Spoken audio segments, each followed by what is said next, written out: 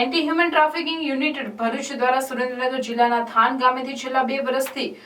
અપહયાત બાળાને આરોપી સાથે શોધી કાયદેસરની કાર્યવાહી હાથ ધરવામાં આવી છે। અંકલેશ્વર જીઆરડીસી પોલીસ મથકમાં 2 વર્ષ પૂર્વે બાળાના અપહરણની ફરિયાદ નોંધાઈ હતી, જેમાં ભોગ બનનાર બાળકી સુરેન્દ્રનગર જિલ્લાના ગામડાઓમાં મળી આવે તેવી હકીકત જણાઈ આવેલ, જેથી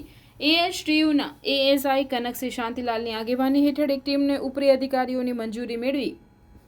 તાત્કાલિક સુરેન્દ્રનગર ખાતે રવાના કરવામાં આવેલ, જે ટીમ દ્વારા પીએસઆઈ એનઆર ચૌધરી સાથે સતત સંપર્કમાં રહી માર્ગદર્શન દોરી સંચાર મેળવી અલગ અલગ જગ્યાઓએ રેકી કરતા સુરેન્દ્રનગર જિલ્લાના થાન ગામે આવેલ ડાયમંડ સિરામિક ખાતે ભોગ બનનાર બાળા હોવાનું જણાઈ આવતા સદર જગ્યાએ ટીમ દ્વારા તપાસ કરતા ભોગ બનનાર બાળા આરોપી કિરણભાઈ નારણભાઈ પરમાર, હાલ રહેવાસી નવાગામ, થાન તાલુકો થાન, જિલ્લો સુરેન્દ્રનગર, મૂળ રહેવાસી ખીટલા તાલુકો, જિલ્લો સુરેન્દ્રનગર નાની સાથે એક નાના બાળક સાથે મળી આવતા આરોપીને હસ્તગત કરી તમામને આગળની કાયદેસરની કાર્યવાહી માટે અંકલેશ્વર જીઆરડીસી પોલીસ સ્ટેશનના પોલીસ ઇન્સ્પેક્ટરને સોંપવામાં આવેલ છે।